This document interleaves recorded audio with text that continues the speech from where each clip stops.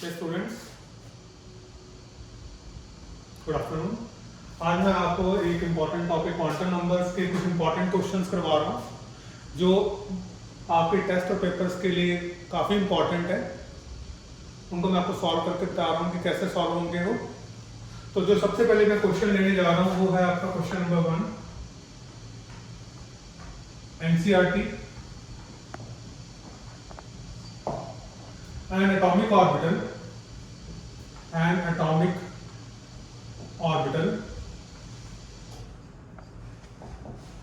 has n equal to 3. What are possible values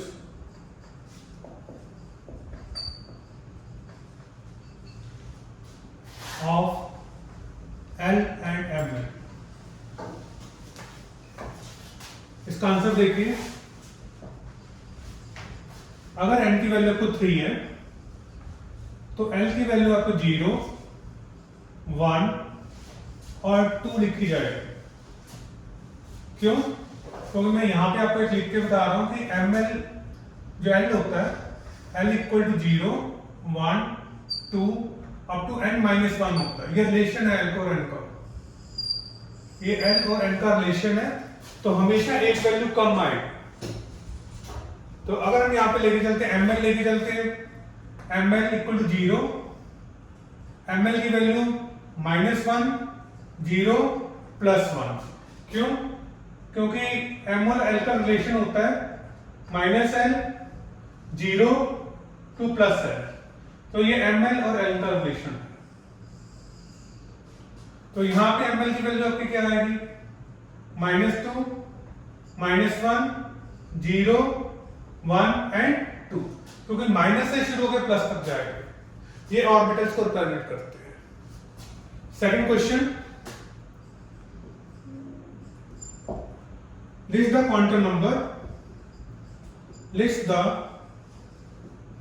quantum numbers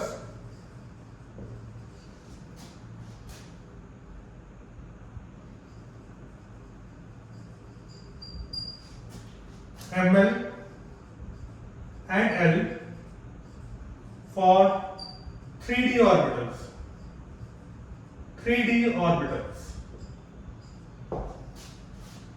तो 3D के लिए इसकी वैल्यू अगर हमें देखनी है, ये हमने 3D लिख दिया, तो हमें पता है कि ये जो टर्म है ये n को रिप्रेजेंट करती है और ये जो टर्म है ये l को रिप्रेजेंट करती है।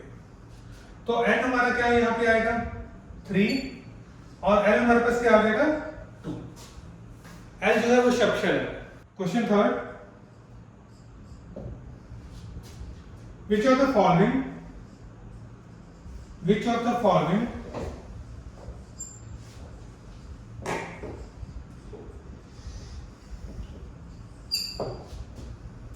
orbitals are possible? Orbitals are possible. Which of the following orbitals are possible? हमें कौन से दिए हैं? 1p, 2s, 2p and 3s। तो इनका आंसर क्या होगा हमारे पास? 2s एंड 2, क्योंकि ये दोनों इलेक्ट्रॉनिक कॉन्फ़िगरेशन में नहीं आते। ठीक है, अब ये क्वेश्चन तो आपको समझ आ गया होगा। NCERT क्वेश्चन है, an atomic orbital has n equal to 3. What are the possible values of L and ml? n की value 3, L equal to 0, 1, 2, 3, ml equal to 0, ml -1, 0 +1, ml -2, -1, 0, 1, 2. List the quantum numbers ml and for 3D orbitals. अगर 3D लिख रहा है तो जो first होता है main share n equal to 3 होता है, L equal to 2 होता है। Which are the following orbitals are possible? 2s and 2. तो फर्स्ट क्वेश्चन आपको समझ आ गया। अब सेकंड क्वेश्चन देखिए।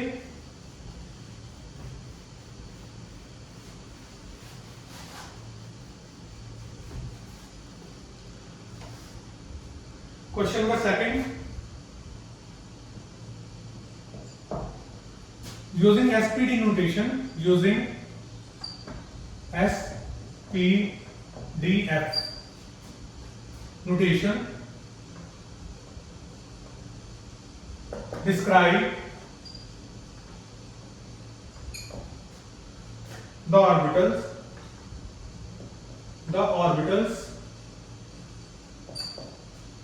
with the following quantum number, with the following quantum number.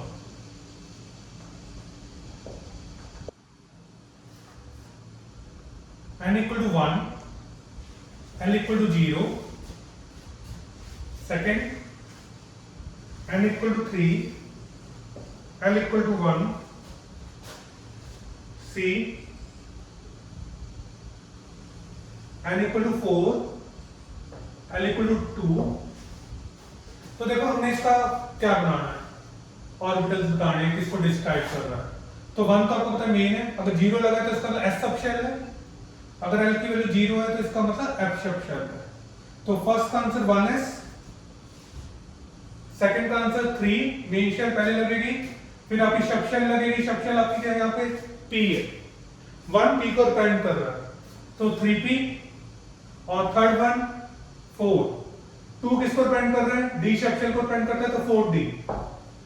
तो इस तरह से ये क्वेश्चन करना है। बाकी ये जो D पार्ट है ये आप खुद करोगे, D आपने करना है, L equal to 4, L equal to 3, do yourself। तो 3 पार्ट मैंने कर दिए हैं, 4th पार्ट आपका एक तरह से आपने होमवर्क है जो आपने करना है। क्लियर? अब नेक्स्ट क्वेश्चन देखिए,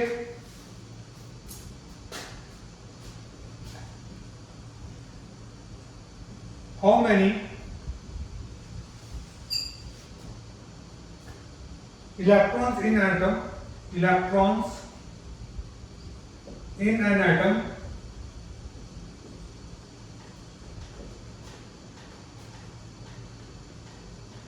may have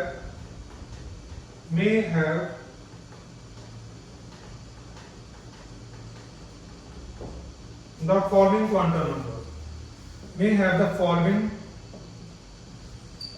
quantum numbers,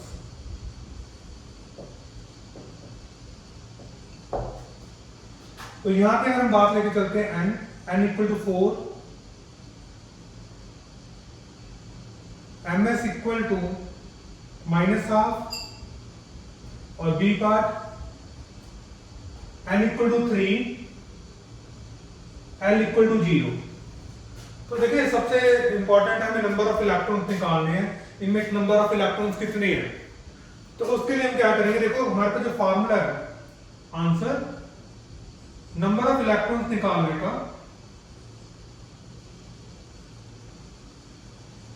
that is 2n square, number of electrons निकालने का 2n स्क्वायर। तो n की वैल्यू हमारे पास यहाँ पे 4 है, तो नंबर ऑफ इलेक्ट्रॉन्स कितने हो जाएंगे,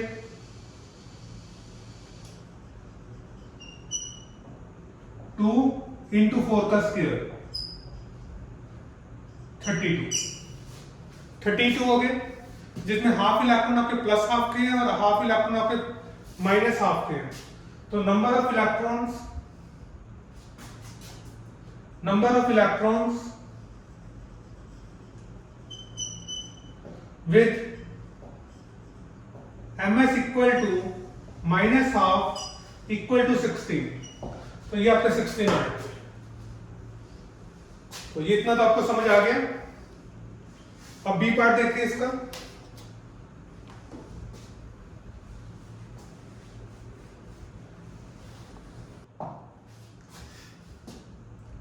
next is B part, n equal to 3, L equal to 0।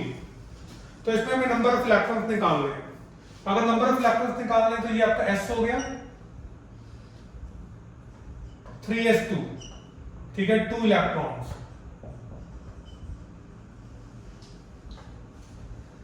क्योंकि हमें ये पता है कि s ऑर्बिटल में मैक्सिमम 2 इलेक्ट्रॉन्स आते हैं। दूसरा फार्मूला नंबर ऑफ इलेक्ट्रॉन्स निकालने का, सेकंड मेथड 4l plus 2। अगर l की वैल्यू यहां पे 0 है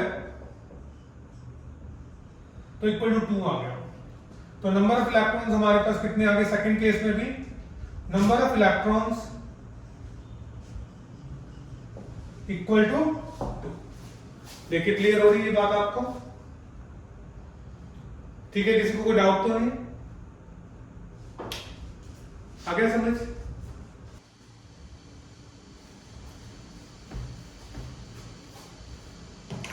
नेक्स्ट क्वेश्चन देखो। Third, explain giving reasons which of the following set of quantum number, which of the following set of quantum numbers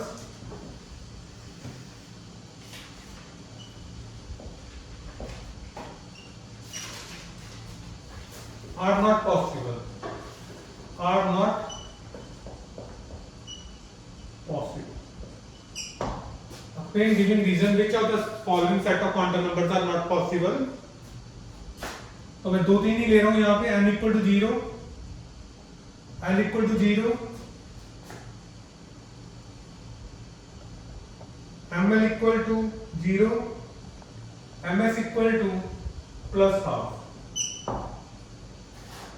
second, n equal to 1, l equal to 0, ml equal to 0, ms equal to minus half. Third, n equal to 2, l equal to 1, ml equal to 0, ms equal to plus half. D, n equal to 3, l equal to 3, ml equal to 0, ms equal to plus half. तो ये चार है, हमें ये बताना है कि ये कौन से पॉसिबल्स हैं, कौन से पॉसिबल नहीं। देखो पहला तो पॉसिबल ही नहीं है, क्योंकि जो n की वैल्यू है 1 2 से शुरू होती है, 0 कभी होता ही नहीं, क्योंकि 0 शेल तो होती नहीं, शेल हमेशा फर्स्ट से शुरू होती है।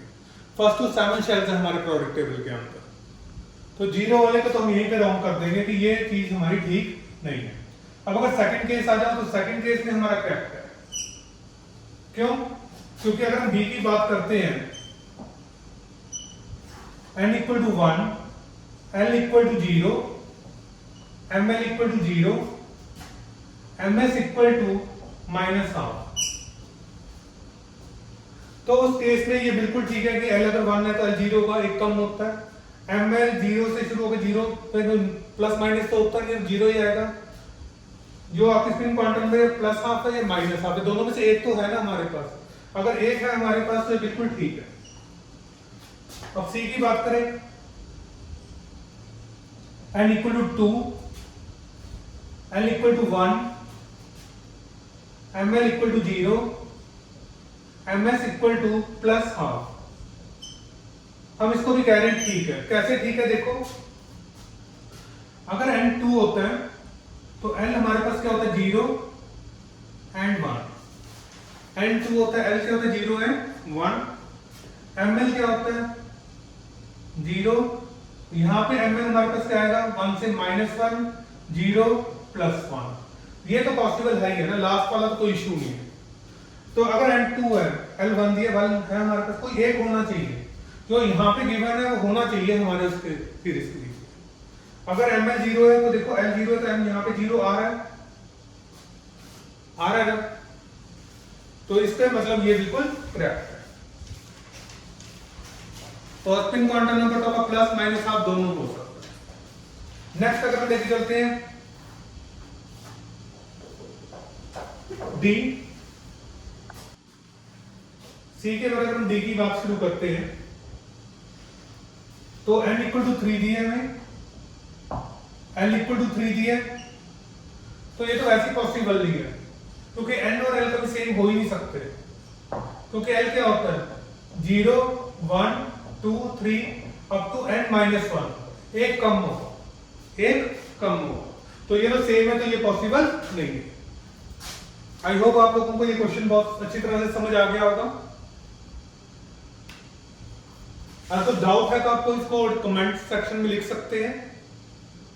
अब मैं नेक्स्ट क्वेश्चन करने जा रहा हूं। नेक्स्ट क्वेश्चन देखिए,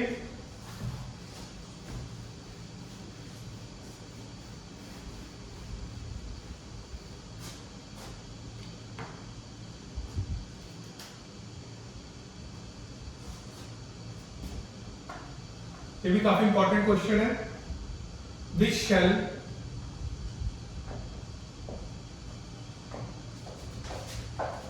would be the first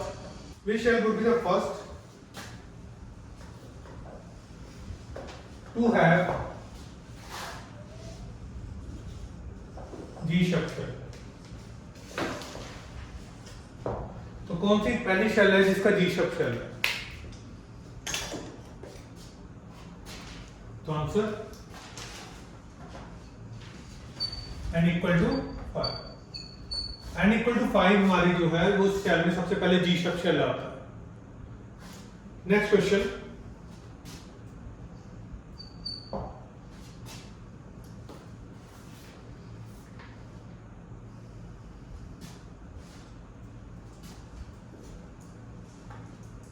write the electronic configuration of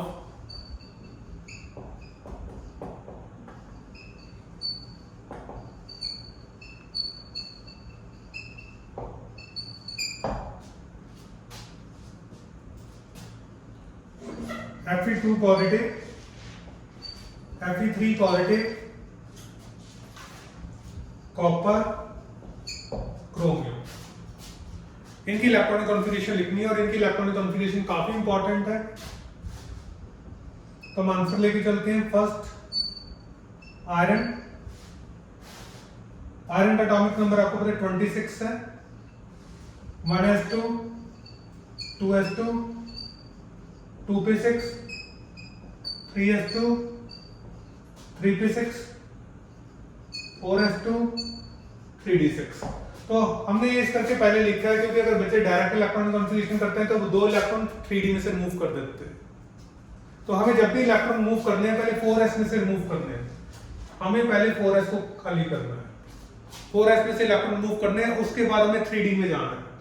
देखिए 1s2, 2s2 यहां लिख लीजिए। Fe2 पॉजिटिव की कर रहे हैं आप, ये 1s2, 2s2, 2p6, 3s2, 3p6 and 3d6। तो हमने 4s में से पहले 2 इलेक्ट्रॉन मूव किए हैं, 3d में से नहीं करने। अगर आप ये इलेक्ट्रॉनिक कॉन्फ़िगरेशन नहीं लिखोगे तो आप जरूर गलती करोगे। आप जो 2 इलेक्ट्रॉन है लास्ट वाले में से मूव कर दो तो आपका वैसे ही गलत हो जाएगा। अगर हम नेक्स्ट लेके चलते हैं, iron 3 positive, 1s2, 2s2, 2p6, 3s2, 3p6। अब यहां पे D में से जाएगा एक इलेक्ट्रॉन, अब D में से एक इलेक्ट्रॉन जाएगा। ठीक है, किसी को डाउट है तो बताइए। ये क्वेश्चन समझ आ गए। अब मैं नेक्स्ट आपको कराने जा रहा हूं कॉपर एंड क्रोमियम की। उसकी इलेक्ट्रॉनिक कॉन्फ़िगरेशन देखिए आप।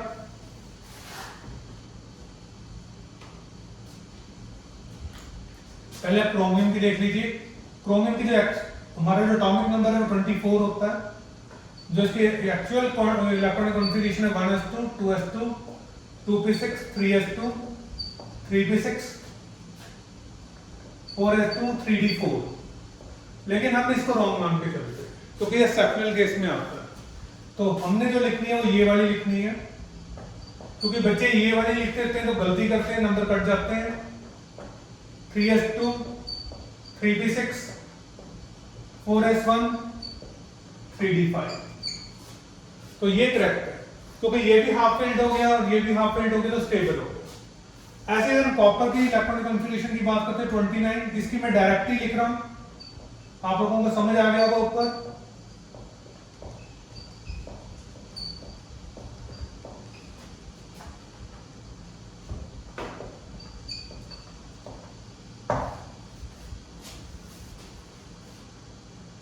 तो ये क्वेश्चन मैं आपको इस करके करा रहा हूँ कि ये क्वेश्चन बहुत इंपॉर्टेंट है, टेस्ट या पेपर में आ सकते हैं, तो आप इन क्वेश्चन को जरूर कीजिए। अभी मैं 2-4 एक्स्ट्रा क्वेश्चन भी करवा देता हूँ।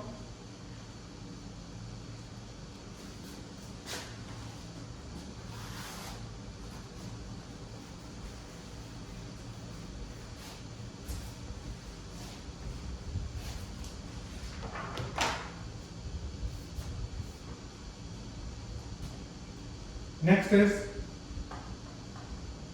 question. What is the number of orbitals in third shell?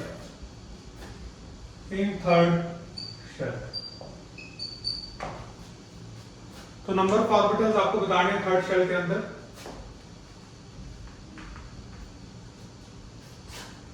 तो नंबर ऑफ ऑर्बिटल्स निकालने का डायरेक्ट हमारे पास जो फार्मूला है आप लोगों ने किया होगा, number of orbitals equal to n square. Number of orbital निकालने का formula n square equal to 3 का स्क्वायर इक्वल टू 9। तो ये नंबर ऑफ ऑर्बिटल निकालने का formula. Next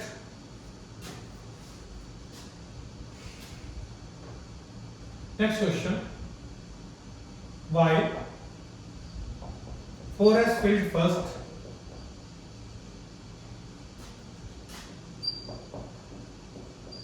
instead of 3D? ये भी काफी इंपॉर्टेंट क्वेश्चन है कि 4s हम पहले फिल क्यों करते हैं 3D से, जबकि 3D पहले आना चाहिए था। तो इसका आंसर हम कैसे देंगे? बोर्स-बरी rule.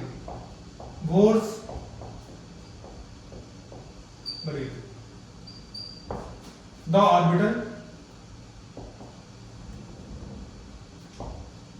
which has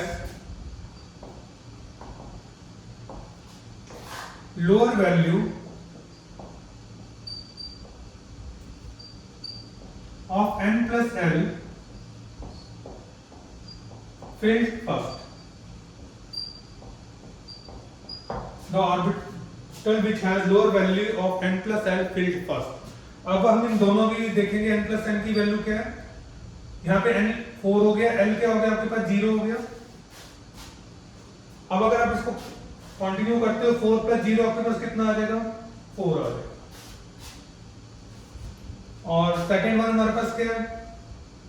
3D, n की वैल्यू 3, l की वैल्यू 2। तो यहाँ पे n plus l हमारे पास कितना आ जाएगा? 3 plus 2 5। तो 4s की जो n plus l की वैल्यू वो कम है, तो इस करके वो पहले फिल हो रहा है। 4s has lower value of n plus l, therefore it filled first.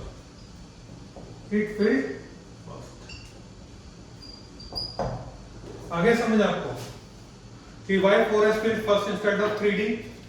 Borsbury rule, the orbital which has lower value of n plus l filled first. अगर 4s हम लेके चलते तो n की वैल्यू 4 है, यहाँ पे l की वैल्यू 0 है, तो n plus l 4 plus 0 क्या हो गया? आपका 4 हो गया। 3D, n equal to 3, l equal to 2, n plus l 3 plus 2 5 हो गया। तो 4s has lower value of n plus l, therefore it filled first. अब इसी तरह का एक और क्वेश्चन मैं आपको समझा रहा हूं, वो देखिए।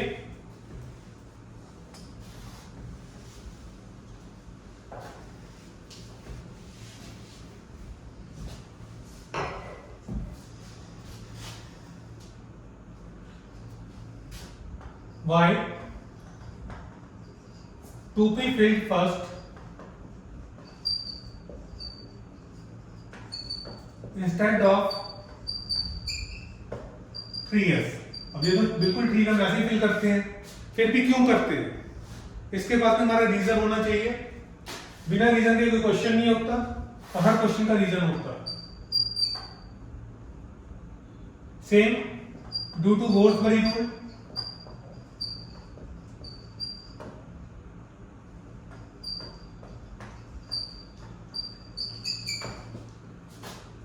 n प्लस एल, ये रूल हम फॉलो करेंगे।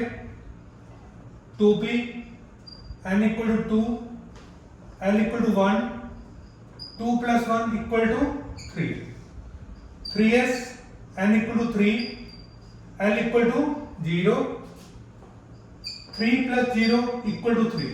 अब इसमें तो दोनों वैल्यूज इक्वल आ गई है। अब बहुत बड़ी रूल में तो दोनों वैल्यूज हम ये कह रहे थे कि इक्वल आ रही, जो कम हो गई वही पहले फिल होगी। अब इस केस में क्या करना है, the orbital which has lower value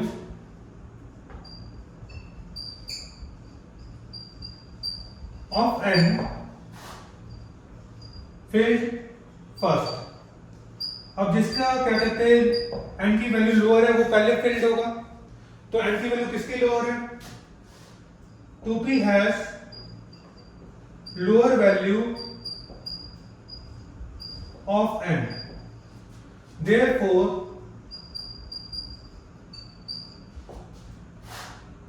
it filled first. तो मेरी ये कोशिश है कि मैं आपको हर क्वेश्चन को बड़े सिंपल तरीके से और ज्यादा एक्सप्लेनेशन से करा पाऊं। तो अभी इसके बाद से मैं एक क्वेश्चन और करवा रहा हूं, वो भी काफी इंपॉर्टेंट क्वेश्चन है। तो ये जितने क्वेश्चन अभी तक मैंने करवाए हैं सब इस टॉपिक के ऊपर इंपॉर्टेंट क्वेश्चन हैं। और एक लास्ट क्वेश्चन जो मैं और करवाने जा रहा हूं,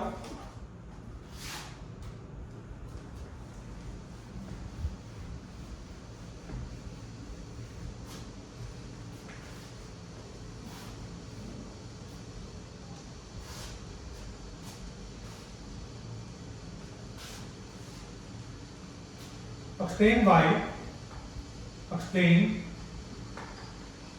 why half filled and fully filled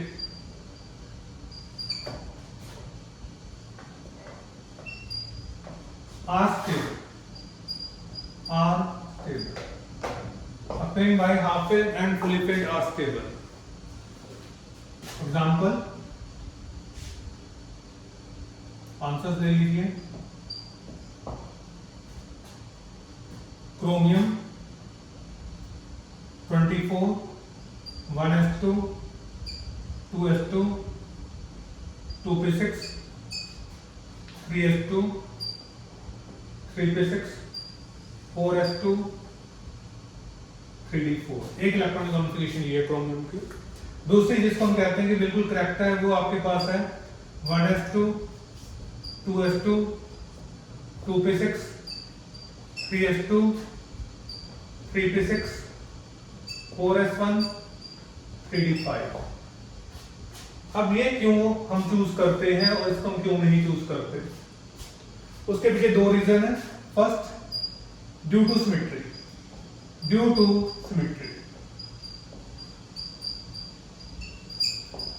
इसमें क्या है कि अगर हम 3d4 लेके चलते हैं, 3d4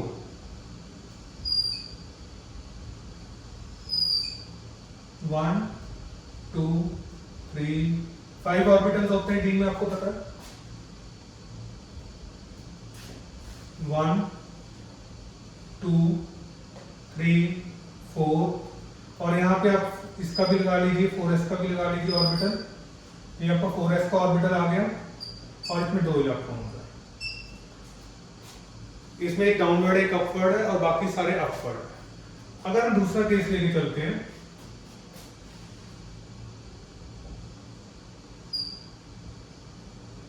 (4s1) इसमें 5 ऑर्बिटल लेके चलते हैं, 1 2 3 4 एंड 5। 1 2 3 4 एंड 5। देखने से ही पता लग रहा है कि आपको सिमेट्रिकल है, सारे के सारे एक ही डायरेक्शन में। Second, number of exchange of energies. Number of exchange of energies.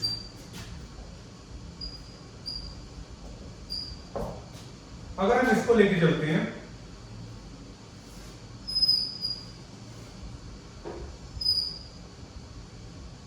To three 5 orbitals बना दिए, 1 2 3 4।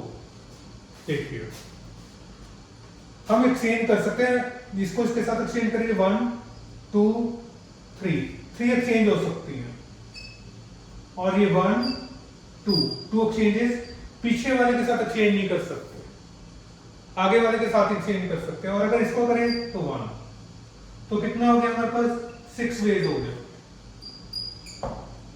इसमें एक्सचेंज 6 वेज है। अगर हम इसको लेके चलते हैं 3d5 को,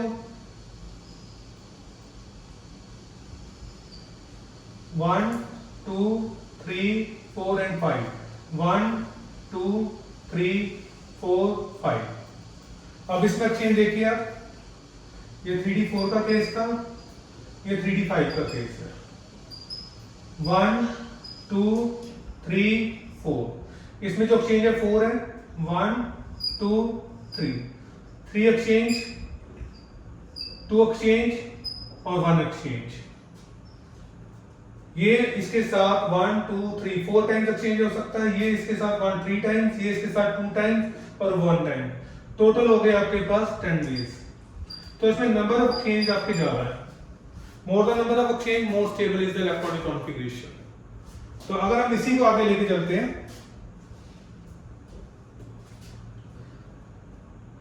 so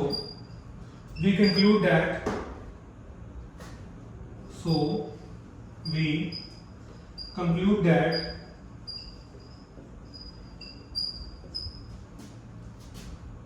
four S 1 3d5 is more stable than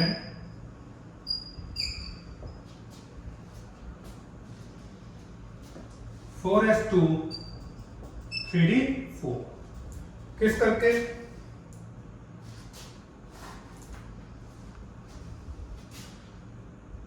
first, more number of exchange of energies, more number of exchange of energies।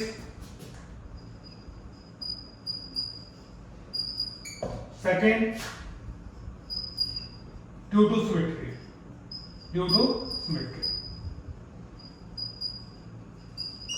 तो इस चैप्टर के ये सबसे इंपॉर्टेंट क्वेश्चन है। क्वेश्चंस तो बहुत है, क्वेश्चन तो अनलिमिटेड होते हैं, जितने मर्जी करते रहो, लेकिन ये उनमें से कुछ जो क्वेश्चंस है इंपॉर्टेंट है। आई होप आप लोगों को सबको समझ आ गए होंगे। तो आप इसको सब्सक्राइब कीजिए, लाइक कीजिए और शेयर कीजिए, ताकि दूसरे बच्चे भी इसका फायदा उठा सकें। Okay, thank you.